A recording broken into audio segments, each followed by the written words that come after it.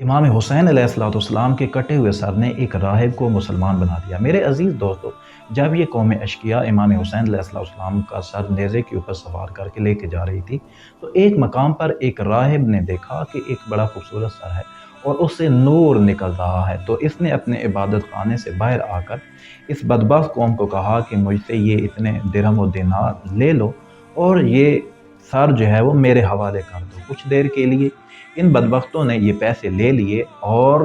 امام مظلوم کا سر جو ہے وہ راہب کے حوالے کر دیا۔ میرے عزیز دوستو، جب یہ راہب اپنے عبادت خانے میں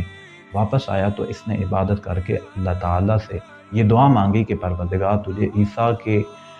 حق کا واسطہ پروردگار اس سر میں کلام پیدا کر، اس سر کو کہہ کہ یہ مجھ سے بات کرے۔ تو جب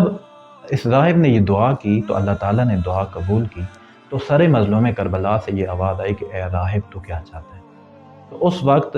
راہب نے سوال کیا کہ آپ بتاؤ آپ کون ہو، میں صرف یہ چاہتا ہوں کہ آپ کا تعارف ہو جائے، آپ کون ہیں؟ تو امام حسین علیہ السلام کے سر سے یہ آواز آئی کہ میں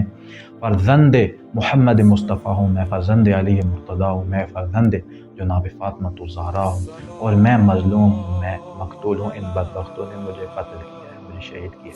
میرے عزیز دوستو، جب راہب نے یہ تعارف سنا تو اس وقت اس نے کیا فوادع الراہب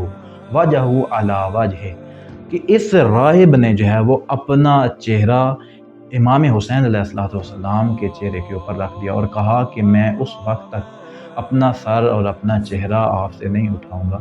جب تک آپ یہ نہ کہہ دیں کہ قیامت والے دن میں آپ کا شفیع ہوں۔ تو مظلوم کربلا کے سر سے یہ آواز آئی کہ آپ میرے نانا محمد مصطفیٰ صلی اللہ علیہ وآلہ وسلم کے دین پر آ جاؤ